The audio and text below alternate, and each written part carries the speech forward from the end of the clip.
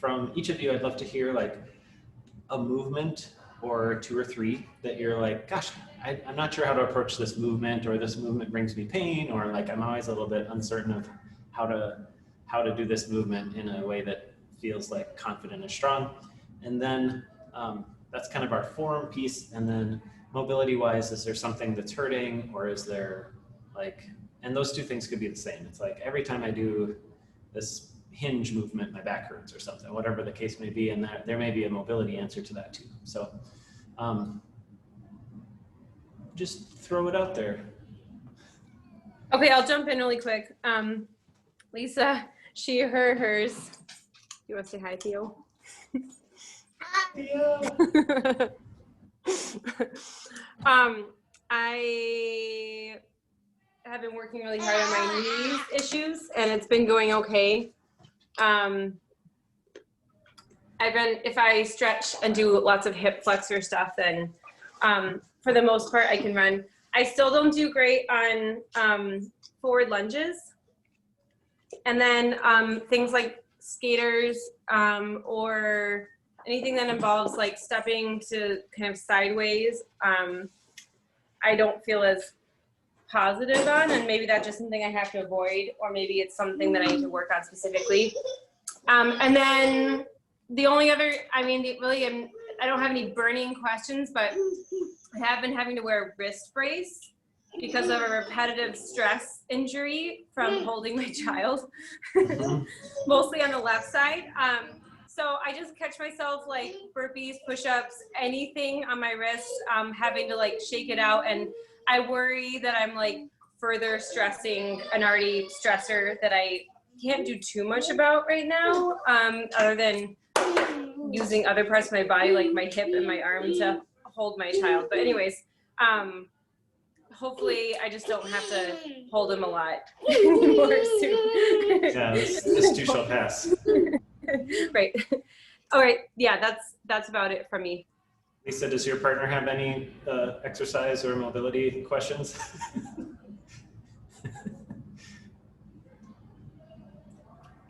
He's had some, he just ran downstairs with the crying baby, but he's had some neck issues that he needs to get some easy daily stretches on. Yeah, I think we both hold our stress in like in between the shoulder blades, and when not taken care of, it just moves to bigger things. I think it's pretty stress related. But yeah, easy dailies, quick stretch that can be like easily accomplished and done daily would be great. Yeah, cool. I know Ori has mentioned some like upper back stuff too, so that could be a 4 for 1 kind of a situation here, possibly. All right, Ori, you want to throw some stuff out? Yeah, actually, all of what Lisa said is true for me. Oh, wow. The lunges are challenging and hurt my knee. My right knee in particular continues to bother me. And it feels, like the inner part of my right knee. During lunges, squats, lots of things. And neck stuff too, for sure.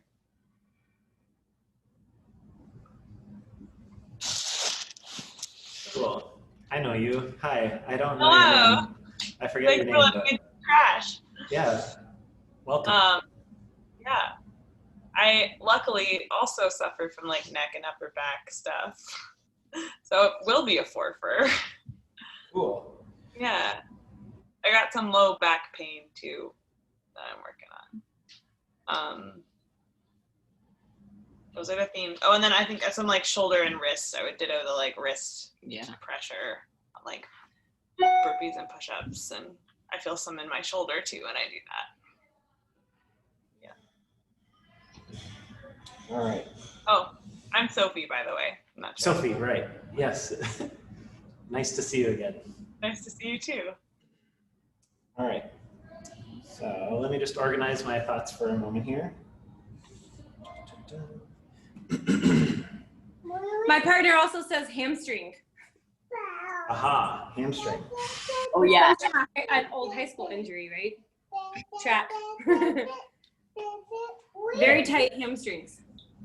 Okay, maybe I'll Um, I'll figure out something you can do with a neck and hamstring at the same time. Maybe. Question. So, Ori, I think you have a lacrosse ball you've talked about, Yes. and Lisa, do you have a lacrosse ball? I do. They're often covered in dog slobber, but I have them. Perfect, perfect. Ori, you were maybe about to say something. I've been trying to run like once or twice a week, but I Uh-huh. get a lot of shin and calf pain, shin and calf tightness when I Oh run. yeah, me too. Okay.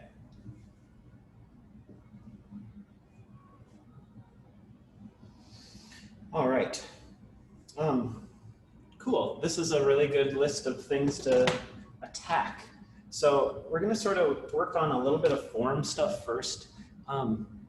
You know, like you have said, a lot of the tightness and pain.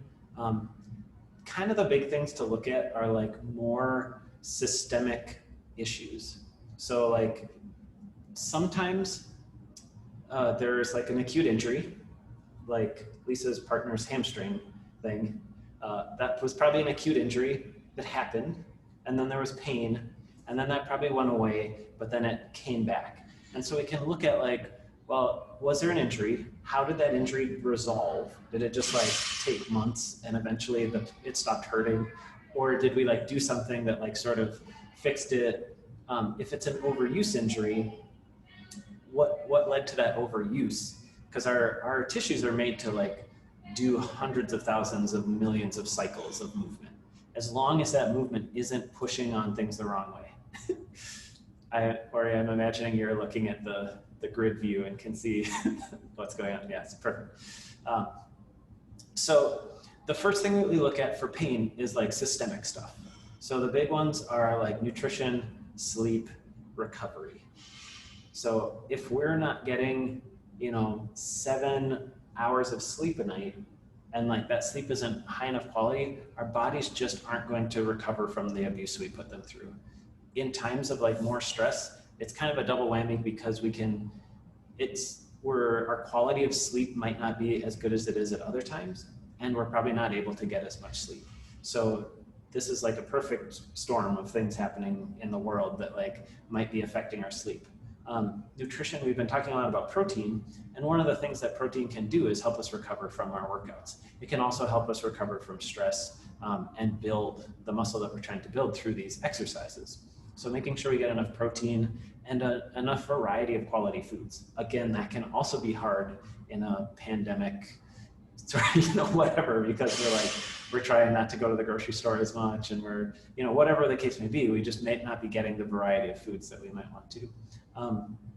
And then stress, like Lisa, like you said, some of it is due to stress. So we can hold stress in our bodies in ways that then like sort of makes our movements a little less functional.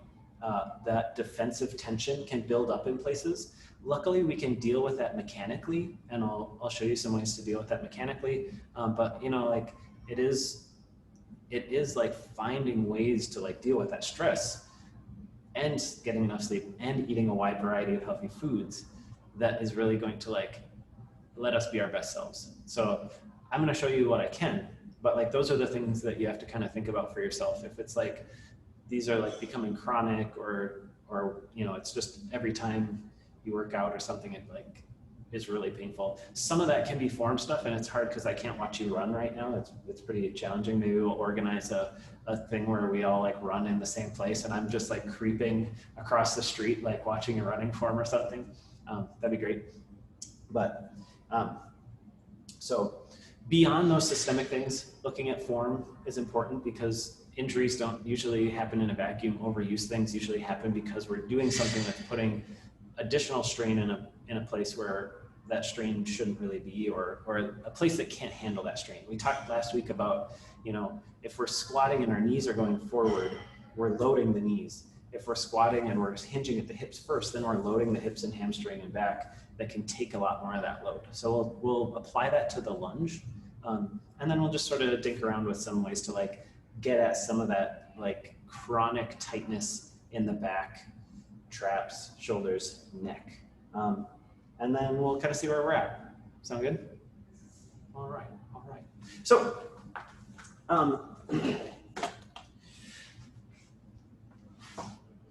for the lunge, what we need for our lunge is internal rotation of the hip and extension of the hip. So this is hip flexion.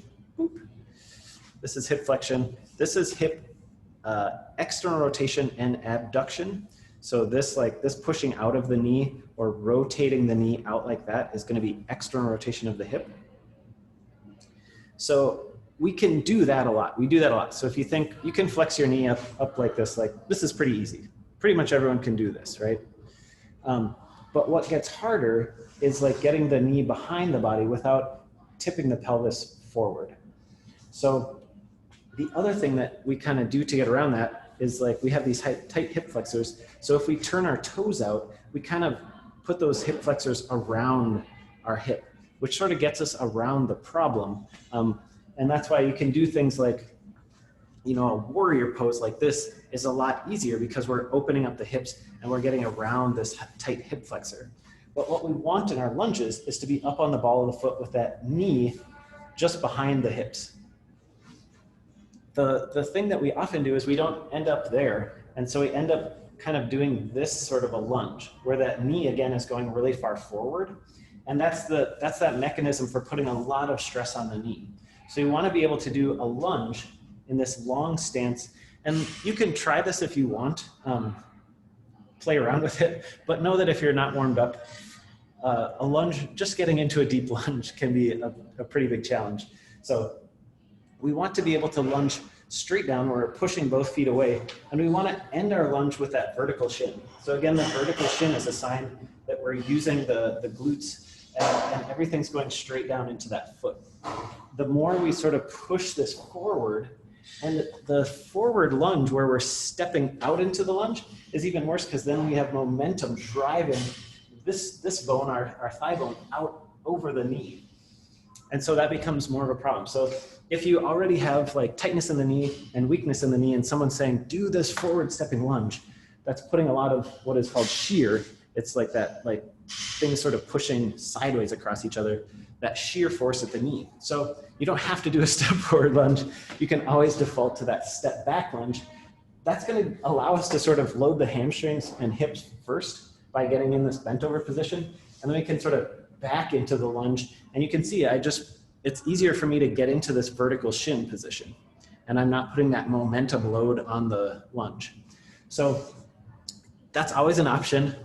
You can always get there and then just do your split squats instead of doing those step forward, or step back. That way you can sort of ground yourself and feel a little bit more stable. And you can feel that your intention is to go straight down, straight up, as opposed to those steps where you're already moving forward or back. It makes it a lot easier to sort of like do like weird zigzaggy movements with your body. It's so fascinating to be able to watch myself on a video while doing these movements. Sorry if I like sort of get lost in my own little mirror world. Does that make sense? You can just give thumbs up. Feel free to unmute yourself at any point. Does that bring up any questions? I have more. I'll continue on, but I just want to make sure I'm like answering questions as they come up. So should I still be like pushing my knees out? Like not directionally out, but like feeling like I'm pushing them out? Really good question. So like we talked about in the squat, is that kind of what you're getting at? Like in the squat, we want to make sure we're hinging at the hips first, hinging at the hips. So we're loading our hips first. And then as we lower, if I just track my knees straight forward from where they are, they kind of come inside my feet. So this is just a little review for Lisa and Lily. So what I want to do is aim my knees out towards my pinky toes a little bit, and then you can see my shins are a little more vertical and my weightably balanced big toe, little toe heel a little bit easier. If I just go forward as I bend at the knees, they just are already inside the feet, and that arch of my foot is going to collapse a little bit, puts weird side pressure. So we do want to press the knee out. In the lunge, it's a little bit different. I want to start in that same width of stance. I want my feet to be actually turned in slightly. I have to step back a little bit.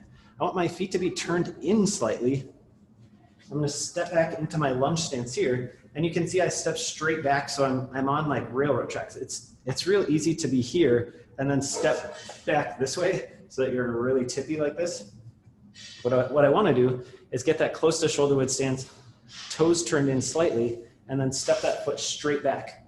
So you can see this front foot is actually pigeoned in a little bit because it's pretty hard to like drive my knee out in this position. My glutes are just a little bit weaker out there. It doesn't work to like leverage my knee out quite as it does in the squat. But if I have my toe turned in a little bit, then as my knee naturally tracks forward, I'm already pushing out towards the pinky toe a little bit. Versus if my foot is straight, because my knee is already inside my foot, if it goes straight out, it's already sort of doing that inward collapse. This is called a valgus knee, this knee collapsing inward. We want to avoid that. So you can have your toes out just like a wider toe squat with your toes turned out. You just have to work really hard to then press out. So 2 answers to your question, Ori. Yes, if your toes are turned out, especially in that front foot, if your toes are turned out, then yes, you do have to try to chase that foot balance. If your toes are turned in a little bit, your knee will just naturally wind itself up into that stronger position. And this sort of winding is actually taking the slack out in a good way, and it's protecting your ACL. So your ACL is like this. Your ACL is like this, where it comes across the knee this way. So as you wind that up in this manner, it gets tighter. If you collapse your knee inward, it sort of causes those to fall apart a little bit. That's why this like people tear their ACL by like cutting and like having their knee collapse in. So all this stuff where we're doing this sort of knees out, balancing the weight in the foot, screwing our feet into the floor, having that foot turned in a little bit so it's sort of rotationally connecting to the floor is all very protective of the ACL. Cool. Did that answer your question? Yes, and also clarifies why lunges are hard, because I am generally very duck-footed. All right. Well, so duck-footed, again, like I said, is like we're kind of moving the problem a little bit. Yes, protect those ACLs and those ACLUs. I don't know. I was trying to make a labor joke. I don't know. Anyways, ACLU, wait, no, forget it. Yeah, so when we turn our feet out, it's kind of getting us past tight hip flexors. When we put our feet straight and then try to get our pelvis and low back neutral, we can generally feel it if we're a little bit tight in the front. But this is going to transition to like stronger, like running, jumping, going upstairs. All that is going to be a little bit stronger with our feet straight. It just transitions better. But if you're here, you don't have to try to do everything here right away. You can try to do things here and then here and then here and sort of close in on it. And that'll allow your body to like progress slowly into that. But yeah, so getting that front toe turned in a little bit, that back toe should be turned in as well, ideally. But again, we might have to have that back turned out a little bit just because that's where our bodies are at. As you go down, it should be a little bit easier to bring that knee under. So we're just trying to go straight down. It is possible to do like what's called like a sprinter squat, where you're here and you're going down into a squat. But you can see that puts your knee really far forward. It's a functional exercise that can be done by some people. If you are a person who has like tightness in your front here and maybe tightness in your ankle or something, that might not be the right exercise for you. So in review,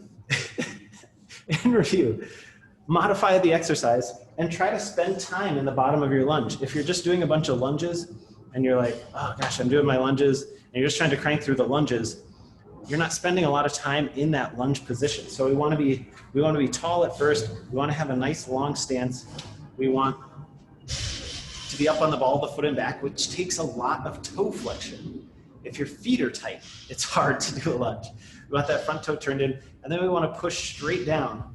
And we want to spend some time here, taking a breath, making sure your abs are on, and then pressing the feet away to drive yourself up. If you're asked in a workout to do a bajillion like step forward lunges, like great. If you can do that, great. But if it never feels good, then you should back off to doing split squats and just get into that nice long stance, drive straight down, pause. We're trying to make sure our belly doesn't come forward and our low back arch. And then we're trying to press the floor away, front and back, to come back up.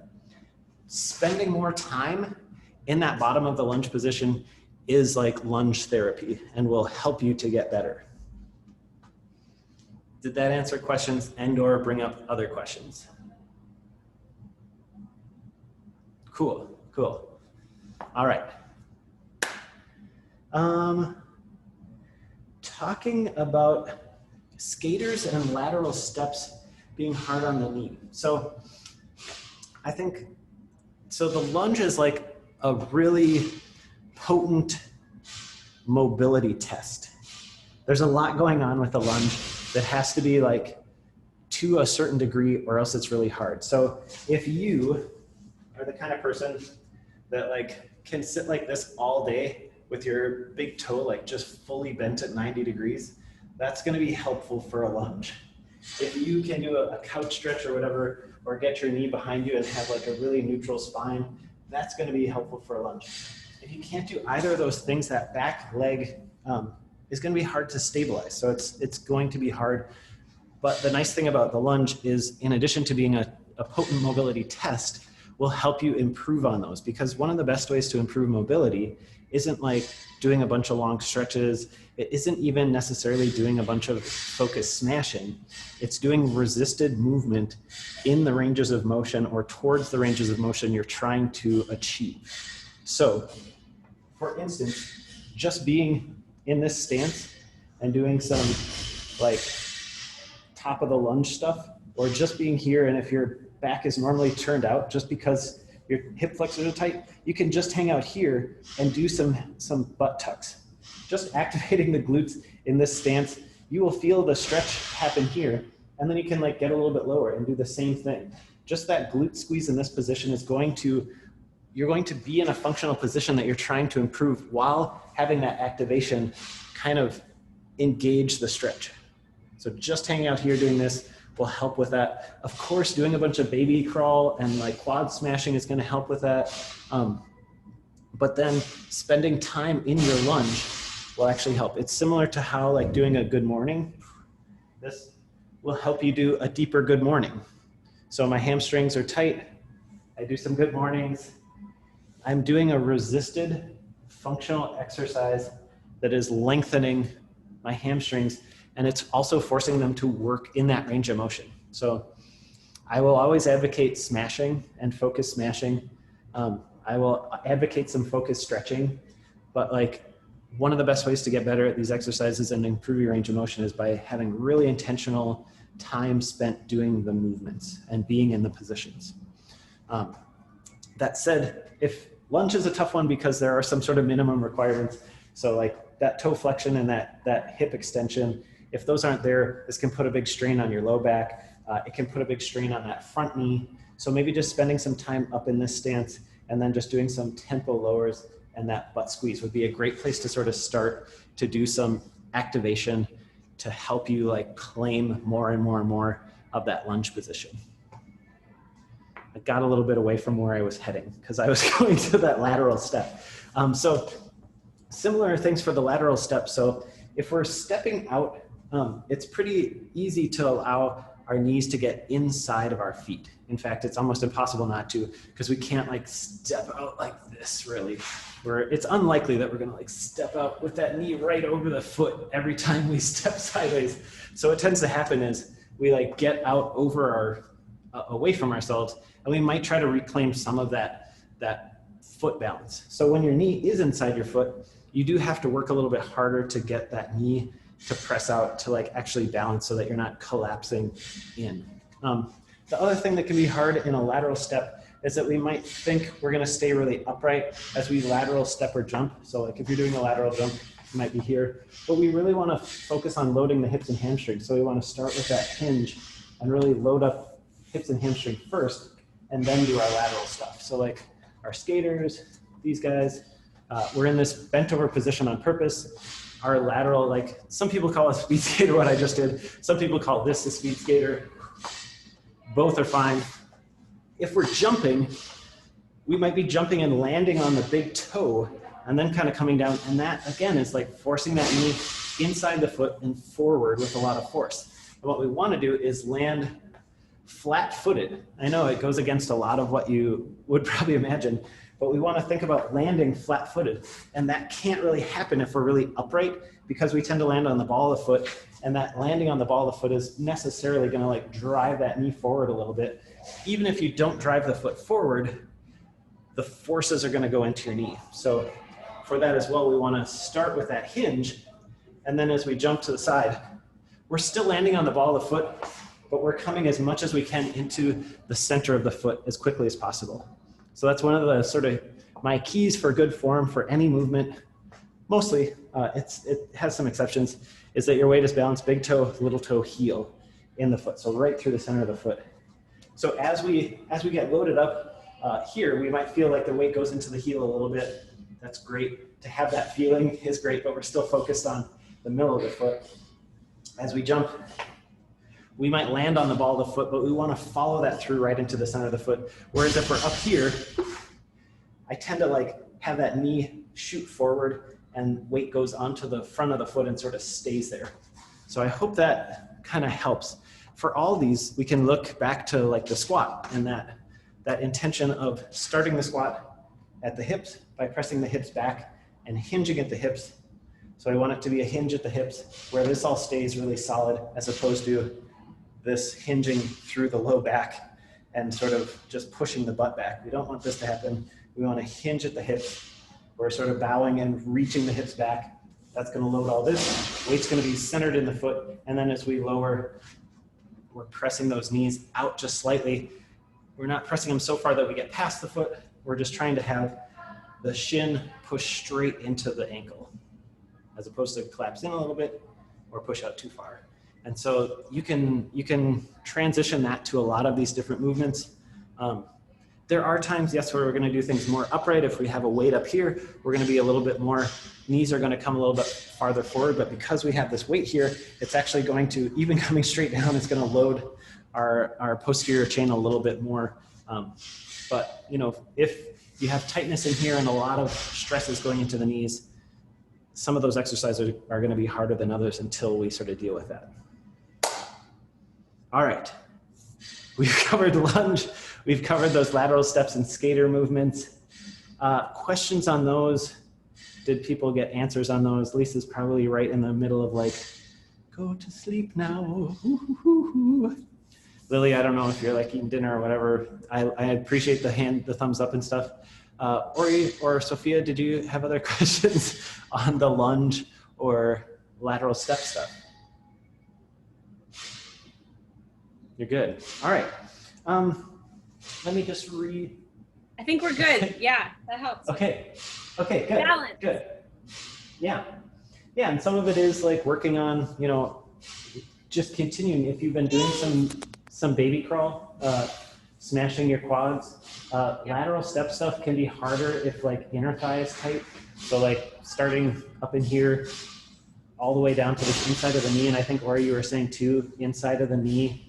So there's like, the quads are 4 muscles, the deep center, the top center, the outside, and the inside. And all of those can contribute. If you're finding some pain on the inside here, a likely scenario is that this inner thigh muscle is kind of tight. It could also be some of the hamstrings feeding in on the side, or some of the smaller adductors, the muscles that pull in, are like tight. So I was just doing some of this. I'll show it. I think probably you guys have done it before, but it's that inner thigh smash.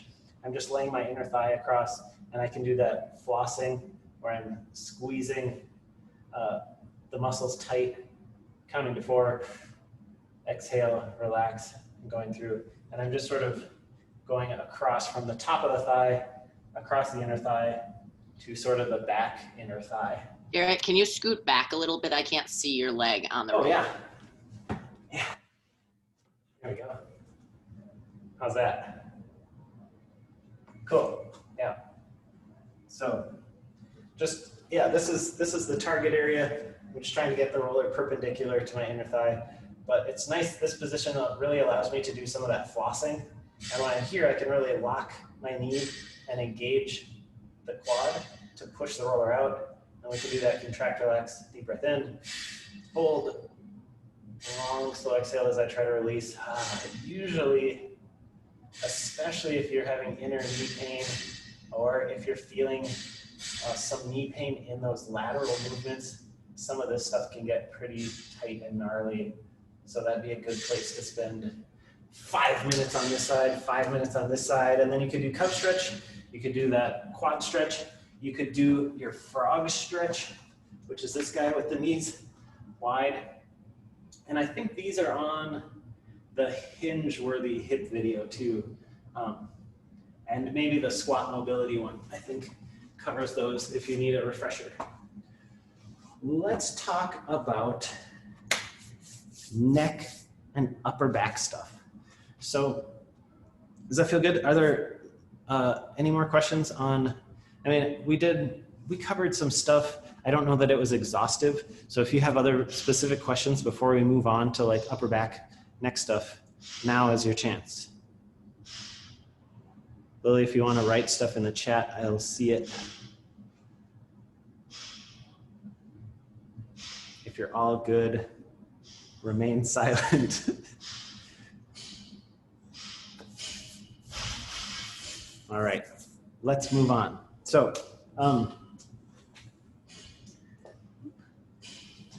enter the lacrosse ball. So, Lisa was talking about some daily things we can do for our upper back. And I know, Ori, you've talked about upper back, traps, shoulders, all that stuff gets tight. So the same kind of things that we've done in the past. I mean, what am I talking about? This is the second of these, but I teach this stuff a lot, or have in the past. And like, there's a lot in the videos. But the basic techniques that really, I think are game changing, because you can always just take a ball and like lay on it or put it up against the wall and kind of roll around on it. Or you can have a Theracane and just be like digging away at your knots. And like, that's great. But there are some techniques that will make that time more effective and pleasant and get you further. And those are, anybody? Or maybe this is a good quiz for you. There's a couple of them. So if you just have like a piece of it, that's great. Smashing. Smashing, yep. Cool. So we're smashing, and facilitating that smash or stretch is these breath cycles and doing some contract and relax. So if we contract a muscle, that helps us to really feel like we're controlling it. And then it also fatigues any sort of latent chronic tension in there. So once we contract the muscle, we're gonna take a deep breath in. We're gonna hold that for 4 seconds. That amount of time and that tension and that intentional contraction helps to sort of diffuse some of that latent tension that is defensive and stress-based and whatever. And then as we release that tension, we're causing the opposite effect. We're releasing the tension.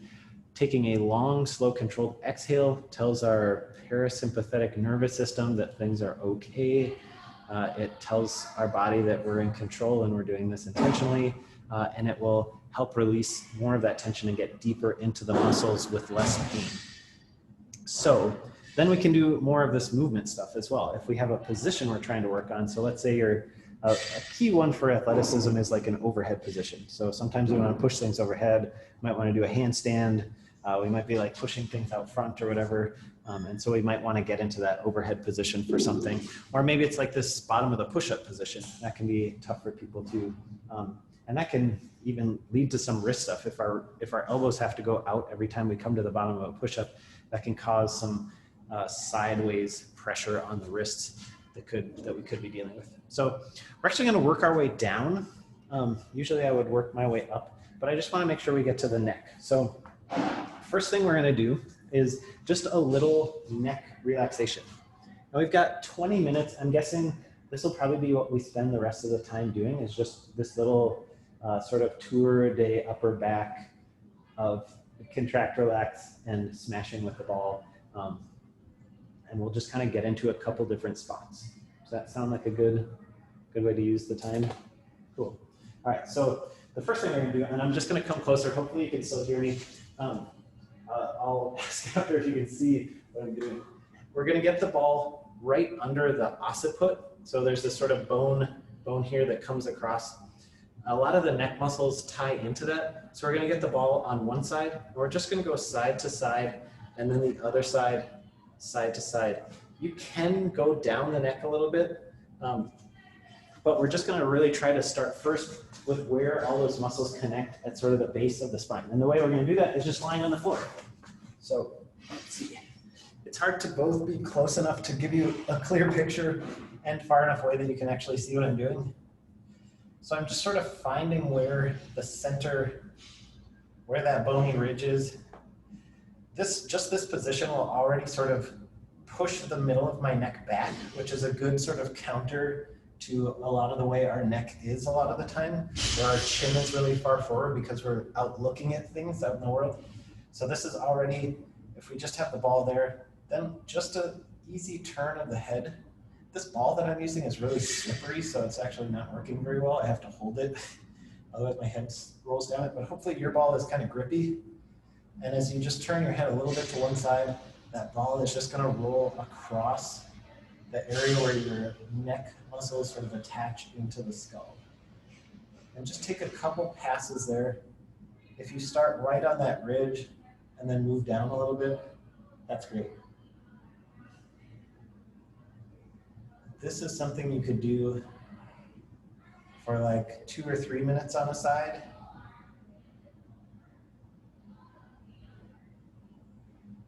Should feel really relaxed. There's not like a lot of ways to like add, contract, relax to this. Keep that going.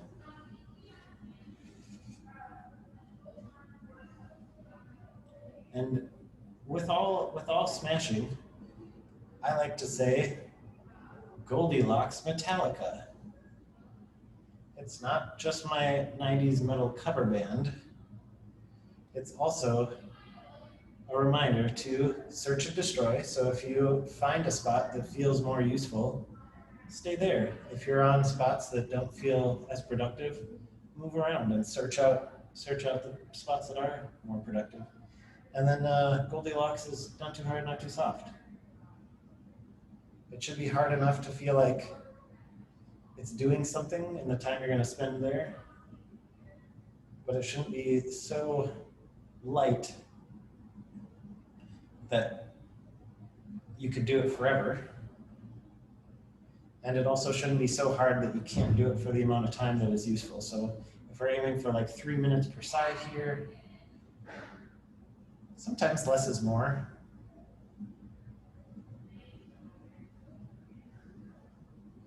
All right, if you haven't already gone over to the other side, go ahead and go over to the other side. If you're just sort of tooling around and you're crossing over the spine, that's okay too, as long as it doesn't feel weird on your neck. I think sometimes putting a ball right on your spine is not the best idea, but let your feelings be the guide.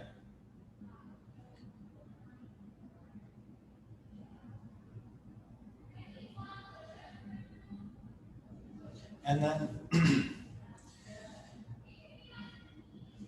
Lisa, this is something for your partner. I don't know if you're able to see. You might have your hands full. But while we're in this laying position, we can do what is called a lockout for the hamstring. So if I have a little strap here, I can pull my leg so that I'm putting a little stretch on my hamstring. And if I unlock my knee and lock my knee over and over again, this is kind of resetting some of the tension in the hamstring stuff. So it's not. That's a good one. I like it. Good. Yeah, I'm kind of leading with my heels, so I am getting some of the calf as well as the hamstring. And this is, again, that example of if I'm activating here, I'm telling the other muscles to release. And that's really what I'm doing here. I might start way out here because that's how tight my hamstrings are, but I'm going to try to sort of slowly work myself more and more straight up. If you have this other leg down, that's going to add a little bit of hip flexor release on that side. It's pretty hard to focus on both of these at once.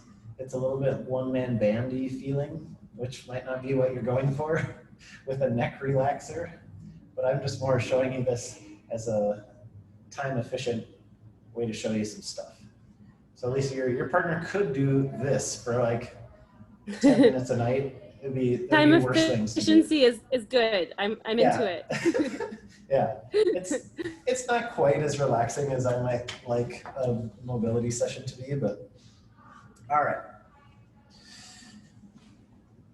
How'd that feel on your necks, those of you that are following along with implements?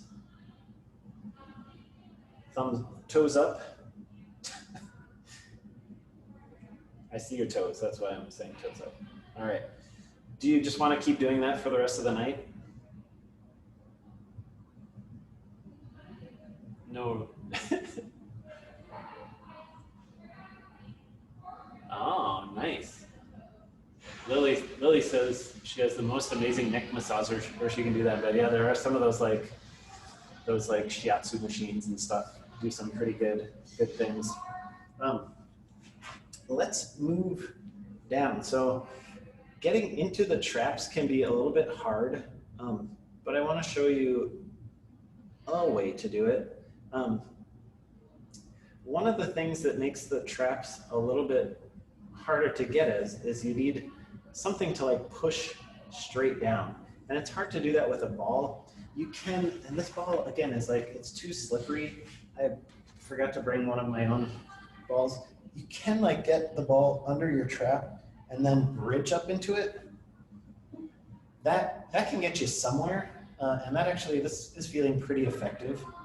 If I have the ball sort of in my trap here and then bridge up into it, that can give you something. Probably, I'm gonna guess you don't have a broomstick super handy. Worry. We could get one fairly easily. You can get it. That I think is a common thing. People can get a broomstick fairly easily, but you can just watch this and then you can try this on your own time whenever you have time. So I have a PVC here. It's not ideal because it has an open end, which doesn't feel that amazing if that's not what you're going for. But I'm getting it into a corner, so it's just, I can press against it as hard as I want and it's not going anywhere. And I'm lying down and I'm picking it up as I scooch back and getting it sort of wherever I want to in my trap. So I'm just using my hand to just lift it up into my trap. And then if I push just a little bit with my feet, it engages a lot of pressure on my trap. So just a little bit of pressure with my feet going out this way. I'm just showing sort of the way I'm pressing my feet engages a lot of pressure on my trap. And then from here, I can do some movement. So I can do some movement of my arm overhead. I could do some movement of my arm out to the side. Having that pressure here and keeping that shoulder pinned down while I'm doing this overhead motion and that side motion is kind of helping to train my muscles that do that movement to activate without my trap like sort of taking over. So I'm really, any of this is fair game as long as you're not experiencing like shooting electrical pain down your arm or whatever. You wouldn't want to push super hard on like your clavicle, but just behind your clavicle can be a good place. This collarbone, just behind there can be a good place. Right in where the neck connects to the traps. Probably it gets a little bit bony out here on the outside of the shoulder and you wouldn't want to push too hard there. But any of the like muscly feeling spaces in there, you can get a lot of pressure there. And then doing that movement again, we're sort of mobilizing in the positions we want to improve and pressing on that muscle while getting into some of those movements. Not only is like offering you some massage and some relaxation here, but is then sort of training some of those muscles to work a little bit differently. All right. So that's going to require a broomstick or some such implement and a corner. And then let's get into the really fun bits, which is kind of hard for me to point to, but I'm just going to draw it. This is brilliant. I can just draw stuff.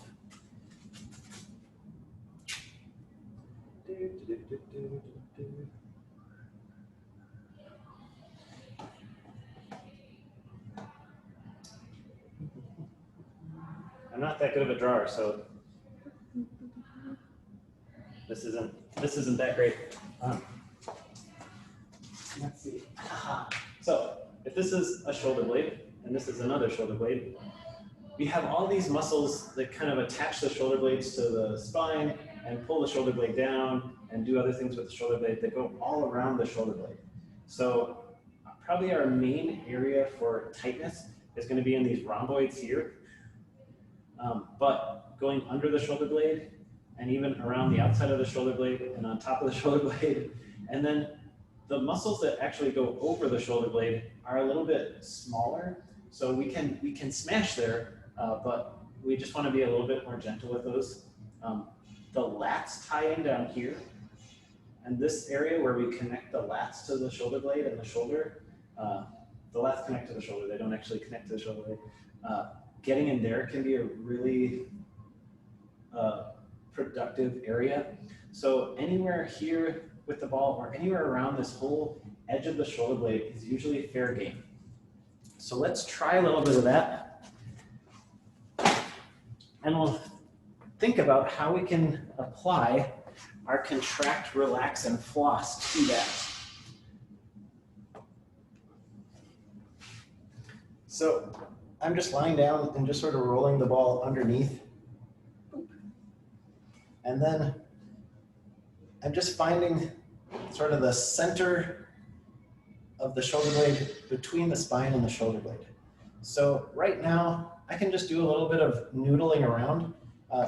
With my feet on the floor, I can sort of float my hips wherever I want them to go and noodle around.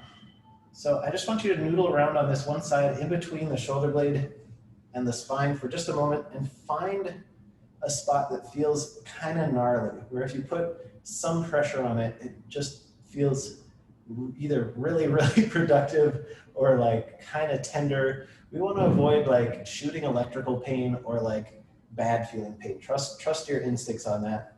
But then let's find out how to contract that muscle. So I can kind of either push the back of my hand against the floor, and that's going to activate that muscle. If I go out to a T, I can push the back of my hand and that's going to activate it. You might have to sort of put your hand at a different level depending on where you're at. But so I'm going to kind of find where that is, get right on it, push my hand into the floor. I'm going to take a deep breath. I'm actually going to bridge up a little bit so I put even more pressure on the ball, because with the back of my hand pushed in there, I'm actively pushing the ball out of my muscles. So I'm contracting here. I'm going to take a deep breath in. I'm going to hold. I'm trying to fill my chest, breathe into my upper back, hold for 4, 3, 2, 1. Then on a long, slow exhale, controlled slow exhale, I'm trying to release all that tension and just allow the ball as deep in as possible, releasing as much tension as I possibly can. And then I'm going to take that hand all the way across. Oh yeah. And back. If I feel like I made a lot of progress there, I'm gonna either stay there again, or I might just sort of see if I can propagate that around a little bit. Maybe the spot just above or just below is really gnarly. Ooh, yeah, below feels pretty gnarly, so I'm gonna do the same thing. I'm gonna take my arm out to a T, press the back of my hand in. I'm holding that tension, pressing the hand in. Deep breath in. Hold. 4, 3, 2, 1. Long, slow exhale, releasing all that tension, allowing the ball to do its very best.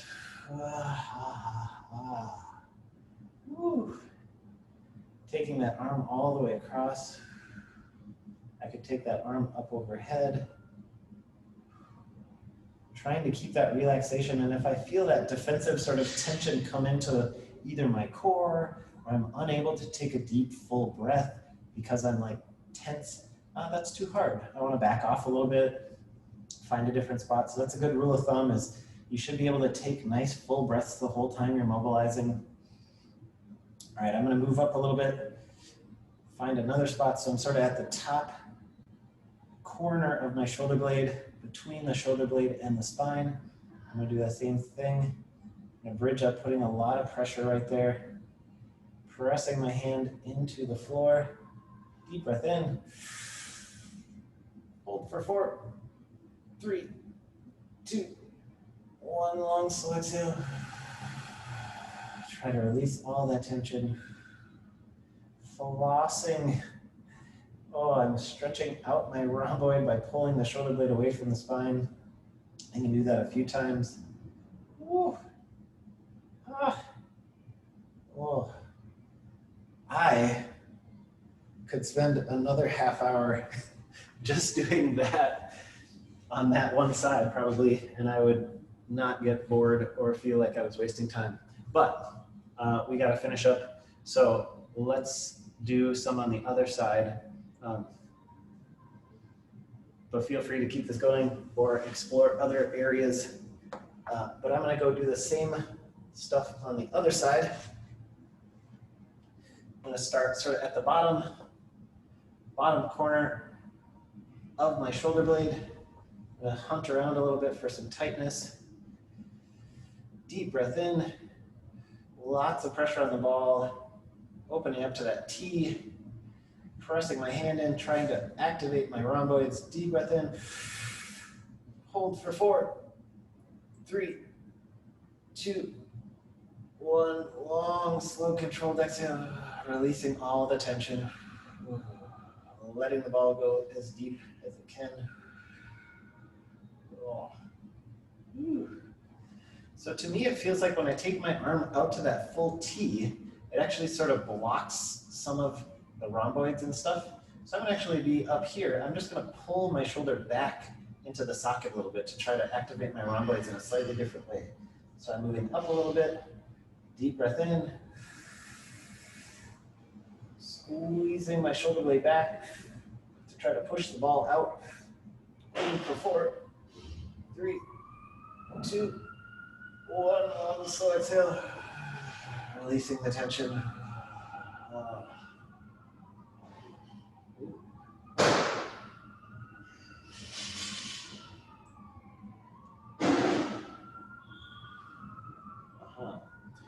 I could only see out of the corner of my eye what was happening, but it's dog. It's dog action. All right. Finding the third and final spot, I'm going up to sort of the corner, upper corner of my shoulder blade, between the spine and the shoulder blade. And I liked that better with the hand up and then just pulling the shoulder back versus going all the way out to the T. I think both are probably good. I think getting out to that T feels good in some ways. Finding the last sort of spot where I want to really dig in. Deep breath in, squeezing that shoulder blade back, pushing the ball out with the muscle contraction. Hold for 4, 3, 2, 1. Long, slow exhale. Releasing as much tension as possible.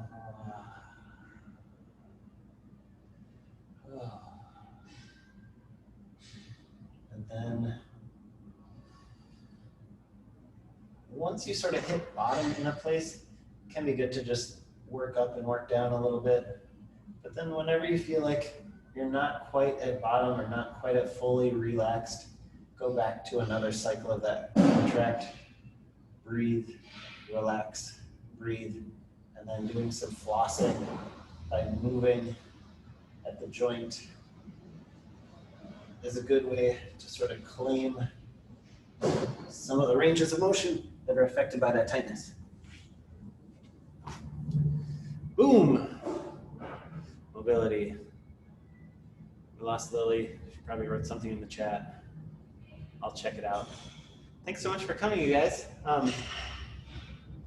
I sort of debate continuing with the question and answer format or doing other things, but this felt great, so I'll probably do the same thing again next week with new questions, and I know you guys had other things that we didn't get to, so bring those back.